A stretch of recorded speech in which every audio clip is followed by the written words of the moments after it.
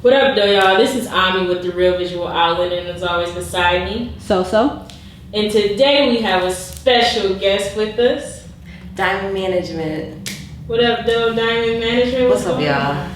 I'm excited to be here, actually, like super excited, and I'm super honored as well. I really am. Well, we are happy to have you here. Mm-hmm. Tell us your social media and where you're from. So, y'all can find me on Instagram at Diamond Management, DIAMONDMGMT.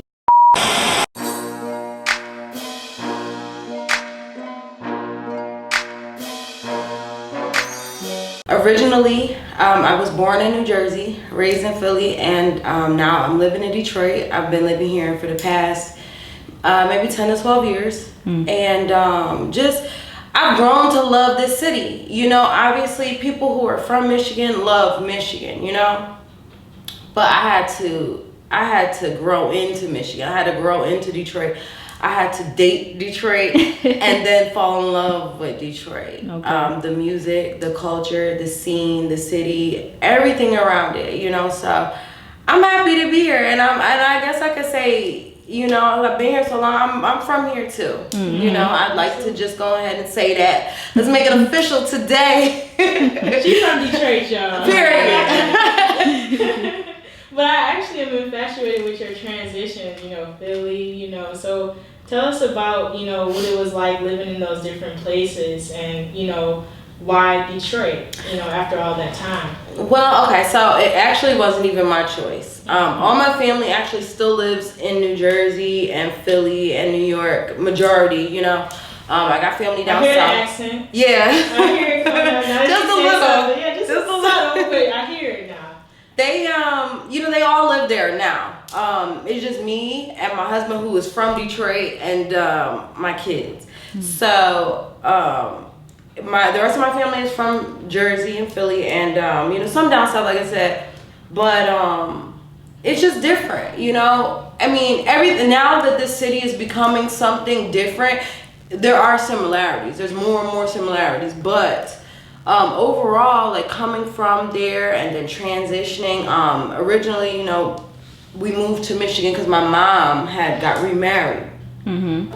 And so we moved here, and, you know, now she's just living her life wherever she wants to be. She's in Florida, like, doing a whole bunch of things. You know, she travels so much.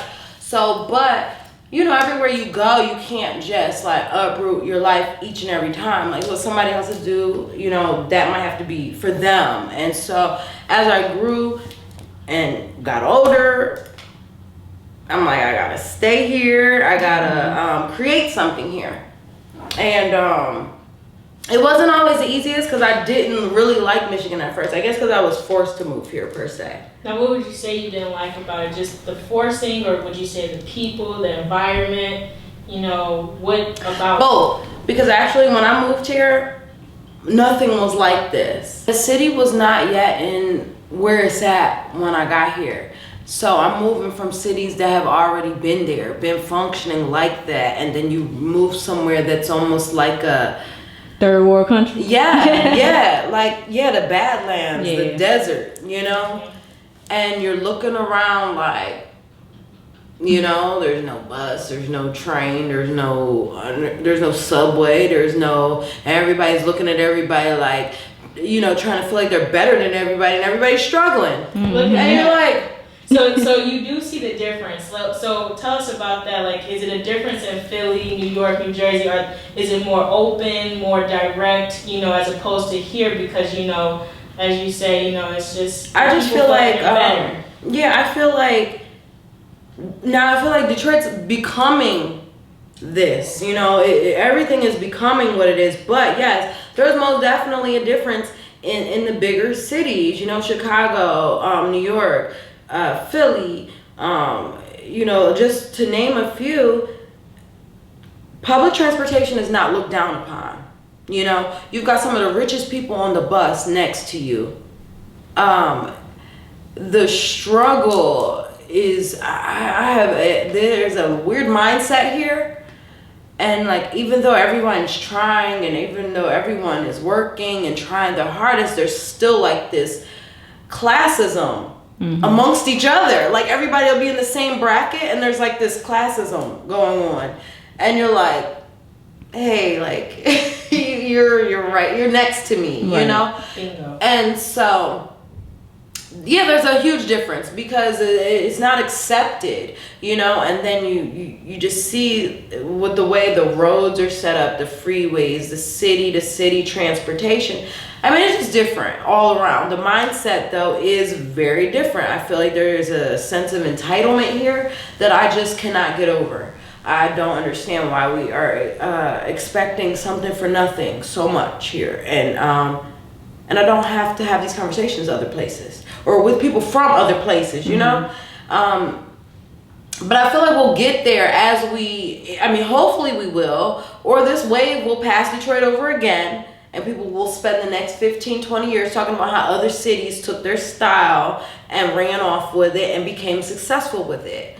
You know, ultimately there is a recipe, but if you don't act on it and put in all the ingredients, I mean, your cake's not going to taste how it should. You know, and that's just what it comes down to. Right. You definitely have valid points, and I like that you touched on that and I like that you're actually from different, you know, cities, so you can actually see what I see, she sees, you know, other people who we interview see, you know, but it's still weird that the people that live here that see it, it's the same thing still going on. Yes. So who are the people? Exactly. It's it's weird. Yeah, it's like you want to break out of this cycle, but your peers, I've seen people's peers will almost down talk them or discourage them from taking the next step.